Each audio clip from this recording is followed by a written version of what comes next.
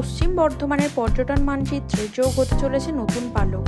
দুর্গাপুর ব্যারেজকে কেন্দ্র করে eco tourism park ও আধুনিক জলক্রীড়া কেন্দ্র গড়ে তোলার উদ্যোগ নিল রাজ্য সরকার। প্রকল্পের সম্ভাব্যতা খতিয়ে দেখতে ইতিমধ্যে জেলা শাসককে নির্দেশ দিয়েছে রাজ্যের পর্যটন দফতর। 3 আগস্ট জারি হওয়া পর্যটন দফতরের চিঠিতে জানানো হয়েছে, পর্যটনের দৃষ্টিকোণ থেকে প্রকল্পটি কতটা বাস্তবসম্মত তা খতিয়ে দেখতে দ্রুত একটি রিপোর্ট জমা দিতে হবে। রিপোর্টে সমস্ত তথ্য ঠিক থাকলে সরকারি নির্দেশিকা মেনে পূর্ণাঙ্গ প্রকল্প প্রস্তাব তৈরি করে দপ্তরে পাঠানোর নির্দেশও দেওয়া হয়েছে। যারা গিয়েছে, দুর্গাপুর পূর্বের বিধায়ক চন্দ্রশেখর বন্দ্যোপাধ্যায়ের আবেদনের পরেই এই উদ্যোগে প্রশাসনিক প্রক্রিয়া শুরু হয়েছে।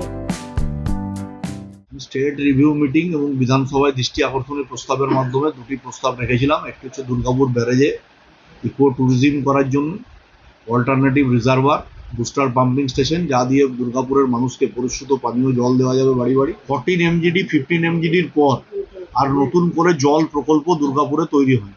1 নম্বর লক গেট বারংবার ভেঙে যায় এবং ভেঙে যাওয়ার পরে দুর্গাপুর 7 দিন জল ড্রাই হয়ে যায়, মানুষ জল পায় না, এরকম পরিস্থিতিরও শিকার হয়েছে। এই অবস্থা থেকে মুক্তি পাওয়ার জন্য এই প্রপোজাল আমরা করেছিলাম। গভর্নমেন্ট এই প্রপোজাল অ্যাকসেপ্ট করেছেন। অ্যাকসেপ্ট করে ডিএম এর মাধ্যমে এমইডি ডিপার্টমেন্টকে ডিপিআর করার জন্য বলেছেন এবং এর সাথে ইকো ট্যুরিজম যে ডিপার্টমেন্ট, শঙ্কর ঘোষ মাননীয় মন্ত্রী মহোদয়, তিনিও এর সাথে অ্যাটাচড হয়েছেন। এই ডিপার্টমেন্টের সাথে একসাথে একটা প্রজেক্ট করা হবে।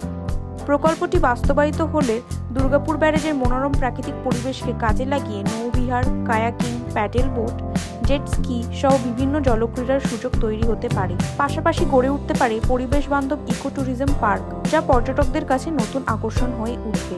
দুর্গাপুর পূর্বের বিধায়ক চন্দ্রশেখর বন্দ্যোপাধ্যায় বললেন, আমরা ইকো ট্যুরিজম পার্কের জন্য সরকারের কাছে আবেদন করেছিলাম, আবেদনে সাড়া দিয়েছে, সেই নিয়ে একটি রিপোর্ট জমা দেওয়ার কথাও জানানো হয়েছে।